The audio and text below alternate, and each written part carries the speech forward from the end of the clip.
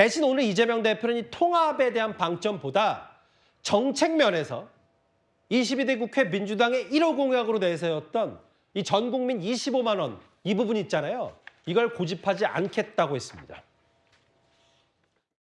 민생 경제를 살릴 추경 그리고 민생의 온기를 불어넣을 민생지원금이 꼭 필요한 상태입니다. 만약에 정부나 여당이 민생지원금 때문에 추경 못하겠다 이런 태도라면 우리 민생지원금 포기하겠습니다. 뭐 효과만 있다면 민생지원금 아닌 다른 정책인들 무슨 상관이 있겠습니까? 민주당이 주장하는 추경의 대부분은 지역화폐 예산 확보하자는 추경이었는데 그 얘기는 지금 또 하지 않고 이제 와서는 민생을 돌보기 위해서 추경이 필요하다. 국민들을 호도하기 위한 립서비스라고 생각을 하지 정부가 아직도 어떤 입장을 내놓지 않고 있는데 우리는 정부안을 받을 수 있다. 이렇게 얘기하는 것은 대단히 무책임한 얘기입니다. 좀 더 진정성 있게 대화에 임해 주시기를 바랍니다. 이재명 대표는 딱 떠오르는 게 바로 이 기본 시리즈, 뭐 기본소득, 뭐 지역화폐 이런 건데요. 이거를 뭐 물론 전제를 달긴 했어요. 민생지원금 때문에 추경을 못한다면 민생지원금을 포기하겠다. 근데 1호 공약을 포기하겠다. 이게 좀 파장이 있어요. 그렇죠. 그만큼 지금 현재 경제와 민생이 어렵고 그리고 야당 대표로서 또 책임 있는 정치인으로서 본인이 결단할 건 결단하겠다 이런 의지가 저는 읽힙니다. 사실 지금 경제와 민생 상황이 정말 어렵다는 거 모든 국민들이 다 느끼실 텐데요. 저는 지금 마치 솔로몬 재판의 진짜 엄마 재판을 보는 것 같습니다.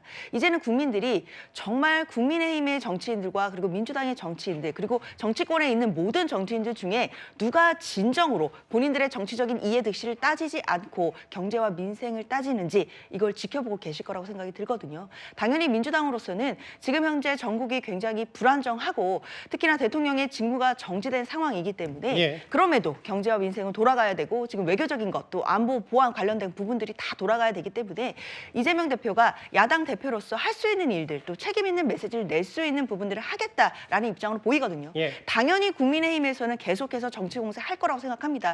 이재명 대표가 어떤 메시지를 내놓든 경계하고 또 정치 공세는 하겠지만 저는 이런 뭐 국민의힘의 정치 공세에 대해서 뭐 일일이 대응하거나 반응할 필요 없이 이재명 대표가 생각하는 경제와 민생을 위한 행보, 비록 그것이 본인의 1호 공약을 포기하는 일이라고 할지라도 그것이 지금 현재 우리나라의 경제와 민생이 도움된다라고 한다면 결단하는 모습을 국민들께 보여드린다면 이것이 자연스럽게 중도 외연 확장으로 이어질 수 있다라고 생각합니다. 뭐 그건 당연히 유권자가 판단하겠죠. 다만 이제 국민의힘 얘기는 이거 그렇게까지 지금까지 엄청나게 밀어붙여서 주장을 해놓고 왜 이제 와서 국민 호도 립서비스 아니냐. 실제로 오늘 권성동, 권영세 두 사람은요.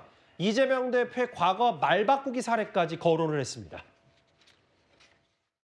민생에는 아무런 관심도 없으면서 과거 중국 공산당이 내놓았던 흥묘, 백묘론까지 끄집어냈는데 이념과 진영이 밥 먹여주지 않습니다. 검든 희든 지만 잘 잡으면 좋은 고양이 아니겠습니까? 검든 희든 고양이에게 생선을 맡길 수는 없습니다. 이재명 대표의 과거 언행을 보면 민주당이 꿈꾸는 대한민국의 미래가 어떠한 혼란과 위기로 가득할지 알 수 있습니다. 대한민국이 사실은 친일 청산을 못하고 이 미점령군하고 이렇게 합작을 해가지고 지배체제 그대로 유지했지 않습니까? 한미동맹은 더욱더 강화될 것입니다. 지금 이재명 세력은 조기 대선을 염두에 두고 자칭 실용주의를 외치고 있습니다. 그런데 정책에 대해 말만 바꾸는 것은 실용이 아니라 실언입니다. 권성동 원내대표가 간명하게 정리를 해서 비판했네요. 실용이 아니라 실언이다. 이현종 의원 생각은 어떠십니까? 자, 지금 어떤 이재명 대표의 어떤 이 실용주의로의 전환, 사실 참 이게 그동안 그렇게 저희 탑10에서도 많은 이야기를 했었는데 그때는 그렇게 강경하게 25만 원 뭐 기본 이야기를 하다가 갑작스럽게 바뀌니까 저도 좀 헷갈립니다. 진짜 이게 이재명 대표의 본 뜻인지 조금 있다가 또 말을 바꾸시는 건 아닌지 뭐 그런 걱정도 들어요. 자, 그렇지만 이제 이게 대선이 이제 눈앞에 있으니까 결국 또 실용주의로 이제 갈 수밖에 없는데 정말 실용주의를 하겠다 그러면 지금 이 국회에서 하고 있는 민주당의 어떤 이 다수당으로 이용한 이 지금 이 계류된 법안들이 꽤 많습니다. 전력망 확충 특별법이라든지 그다음에 우리 반도체 특별법이라든지 정말 경제를 활성화시킬 수 있는 법이 많아요. 예. 자, 그거부터 먼저 실천하는 게 저는 이 순서라고 봅니다. 그래 놓고 실용주의를 이야기해야지. 실제로 변하는 건 하나도 없으면서 말로만 실용주의로 바뀌었다 그러면 국민들이 신뢰하겠습니까? 그 부분들에 대한 지점들을 이야기하는 것이고 지금 상황을 보면 참 이 민주당이 참 여당 같고 국민의힘이 야당 같은 느낌이 들어요.